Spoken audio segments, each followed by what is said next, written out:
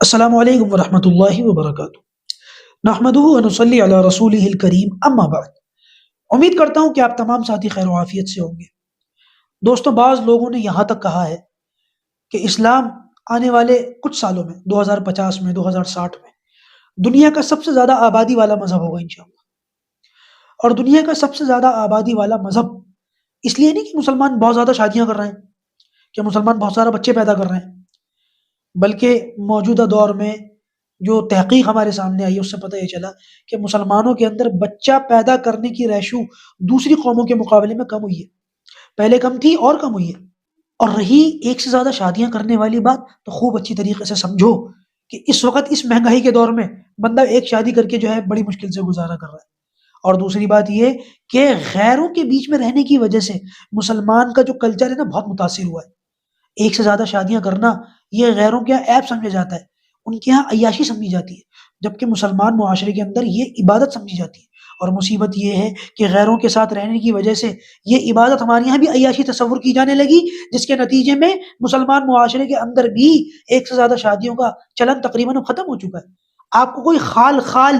Rear بندہ ملے گا، پوری بستی کے اندر تلاش کرو تو شاید ایک دو کوئی ملیں گے جو ایک سے زیادہ شادیاں کرتے ہوں، ورنہ آج مسلمانوں میں ایک سے زیادہ شادیاں کرنا اور کثرت سے بچے پیدا کرنا یہ تقریباً ناپید ہوتی جا رہی ہیں یہ چیزیں۔ تو پھر اسلام ان قریب اتنی بڑی آبادی والا، دنیا کی سب سے زیادہ آبادی والا مذہب کیسے بن جائے گا؟ دوستوں، اس کی وجہ یہ ہے کہ لوگ تیزی کے ساتھ، الحمدللہ بہت تیزی کے ساتھ، سینکڑوں کی تعداد میں اسلام قبول کر رہے ہیں۔ صبح سے لے کے شام تک، شام سے لے کے صبح تک سینکڑوں لوگ کلمہ پڑھ کے حلقہ بگوش اسلام ہو جاتے ہیں۔ ان میں بہت سارے لوگ ایسے ہوتے ہیں جو فیمس ہوتے ہیں، تو ان میں سے کچھ لوگوں کا کلمہ پڑھنا اور دین کے اندر داخل ہونا ان کا ہمیں پتہ چل جاتا ہے۔ میں نے خود ہمارے چینل کے اوپر ایسے لوگوں کا تذکرہ کیا، ایک پوری پلے لسٹ موجود ہے،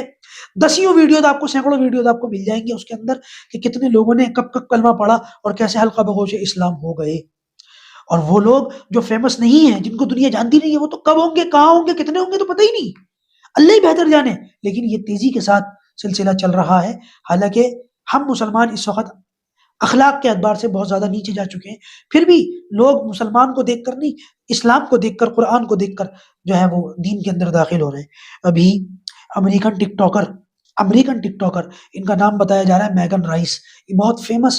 ٹک ٹاکر تھی۔ ان کے بارے میں بتایا جا رہا ہے کہ انہوں نے قرآن پڑھا، اور قرآن پڑھتے پڑھتے انہوں نے خود بتایا کہ میں قرآن پڑھ رہی تھی اور اس وقت جو فلسطین کے حالات ہیں ان کے بارے میں میں سوچ رہی تھی، وہاں کے مسلمانوں کے بارے میں سوچ رہی تھی، کیسا زبردست ان کا دین ہے اور کیسا زبردست ان کا ایمان ہے۔ اتنے برے حالات، ایسی تنگی، بچے آنکھوں کے سامنے ذبح ہو رہے ہیں، تباہ برباد ہو رہا ہے، گھر گر گئے، کھانے کو نہیں، پینے کو نہیں، بجلی نہیں، کوئی ضرورت کا سامان نہیں، اس کے باوجود یہ اپنے دین سے اور مسجد اقصیٰ سے سبق دوش ہونے کو تیار نہیں ہے۔ تو میں نے کہا اتنا پکا ایمان تو ان لوگوں کا ہو سکتا ہے، اور یہی سچا دین اور مذہب ہو سکتا ہے۔ اور قرآن پڑھ رہی تھی، پتہ نہیں کس نیت سے پڑھ رہی تھی، بہرحال یہ بات ان کے دل میں اتر گئی، اور قرآن کے پڑھنے کی برکت سے اور فلسطینیوں کے جذبے کی برکت سے ان کو کلمہ پڑھنے کی توفیق ہو گئی، انہوں نے کلمہ پڑھا، مسلمان ہو گئے۔